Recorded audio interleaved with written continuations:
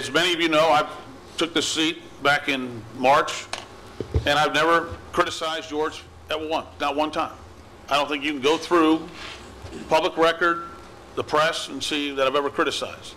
Because when I took this seat, I sat down with George and I said, George, I'm going to give you a fair shot.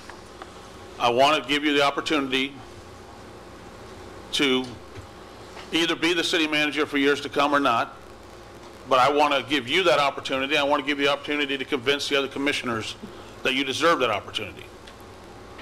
And he knows that. We've talked about it at lunch, going back to the summer. You need to work the other commissioners. You need to make sure you've got the votes on a long-term deal. We had 59 speakers speak.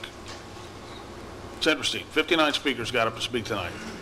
And at the same time, on my BlackBerry today, I had 45 emails on this same subject. Going into yesterday, the day before, I got into the hundreds. And let me tell you, it's not all one side. But let's go through what we've heard tonight.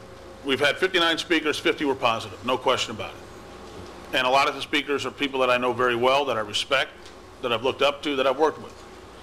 In the same time, as I mentioned, I have 45 emails just today, from noon. I was flipping through my BlackBerry saying, this is unbelievable. How divisive is this issue when I've got over 100 people trying to communicate with me on this issue?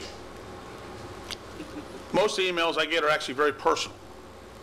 They're people that are just writing me, texting me, saying, you know, and let me tell you, I've had members of the business community tell me, look, George is the best thing to happen to this town in years.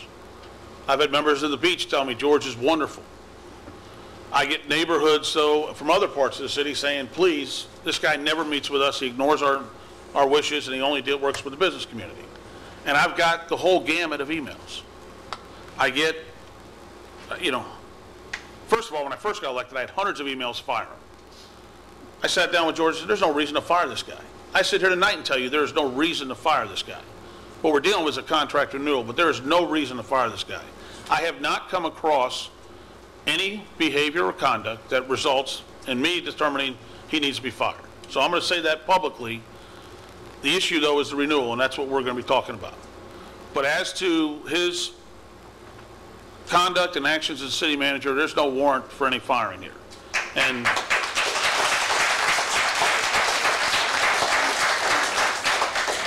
but, you know, the hundreds of emails came in to fire him. Then I got hundreds of emails, but don't renew his contract. I said, well, we'll be discussing that on Tuesday night.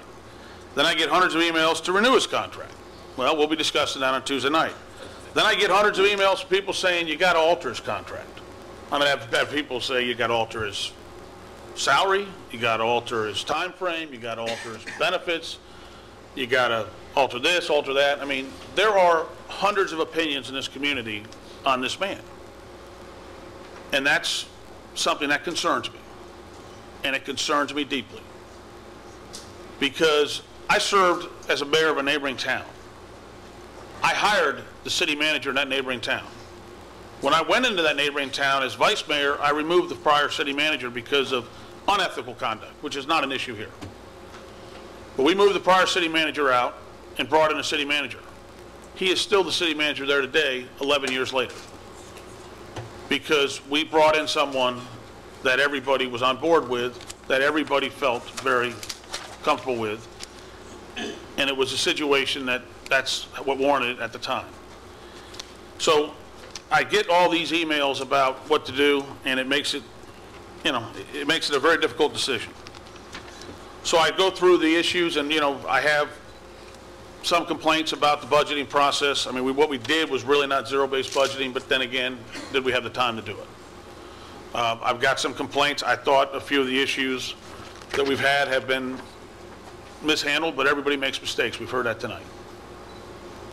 And so it comes down to where are we going from here? It comes as a commission, where do we have to go from here? And what troubles me deeply is that I've got two very passionate, and I think that word is a fair word, two very passionate people that don't want this city manager. And I have two very passionate people that want this city manager. And you now start with a 2-2 situation, which is a very uncomfortable situation. The last time we had a 2-2 situation in this city, the city manager got fired when one person changed their mind, and we paid massive amounts of severance. The issue comes up again. What do we do with the 2-2? Do we move forward with the 3-2? Because George, I told George early in this process, George, if you get to 3, you got 4 with me. Because then you have that buffer to move forward. You have that buffer to move forward and to try to get an agenda for the city. But I told George early on, I said, you got to get to 4. Because of the fact that at 2-2, what happens? This city manager spends the majority of his time trying to make sure he always has those 3 votes. You do everything to make sure you have your 3 votes. Because you lose your 3 votes, it just takes one motion, one night, and you're done. What happens when you spend all your time trying to bolster your 3 votes? You further alienate your 2 votes. And you spend the whole time with this 3-2, which is a very unhealthy process. And to go a step further in that process, as you deal with the 3-2, is it disrupts the synergy. And we saw it tonight just in this debate.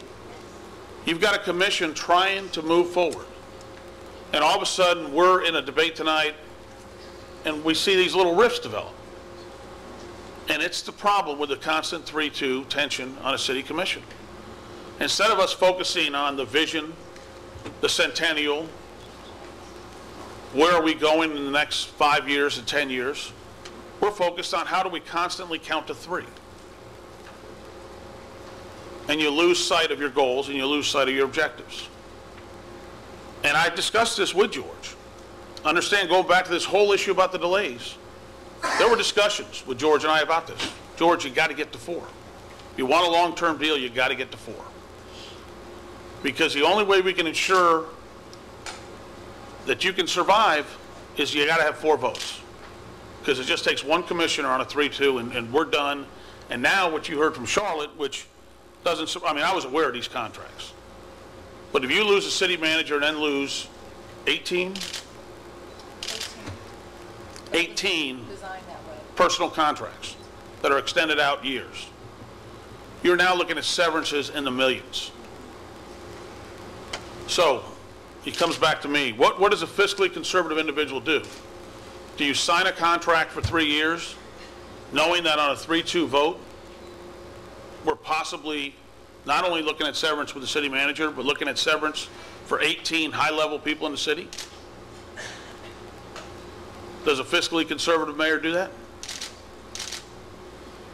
It's where you got to come down to where I've been looking at this issue, and I like George. And I've told George this. I've told him from day one. I like him as a person. I like his character. I like his work ethic. I have no questions about his work ethic. I don't have any questions about his character. But it comes down to what do you do when you're not looking at what's best for Jack Seiler, but what's best for the city of Fort Lauderdale. And as you heard tonight, there's 59 people that spoke and 50 in support. I can tell you the emails coming in are probably 2 to 1 the other way. So it's a very divided constituency. It really is. And then it leaves me to make the decision, do I commit to a 3-year deal knowing that it all hangs by a thread, hangs by a decision each night? And I can't do that. And I've said this, and I told George going in, so this is not a surprise to anybody. None of the commissioners know this because I've never had this discussion with them. Never told the vice mayor this. I've never told Charlotte or Romney or Bobby this. But I can't commit to a 3-year deal hanging on a 3-2 margin. And that's where I am with this. And I just want to make sure everybody's clear. Look, it's a tough vote. It's a tough decision. But many of you out in the public have known this also because you've called me and we've talked about this. And I discussed the fact that George needed to get better support from a commission before I leave this thing hanging on a 3-2. And 2 weeks from now, if somebody gets upset, we're looking at a 18 employees or 19 employee severance package. I can't commit to a 3-year deal. So having said that, this is where we are, and I'll entertain any motions that anybody wants to discuss.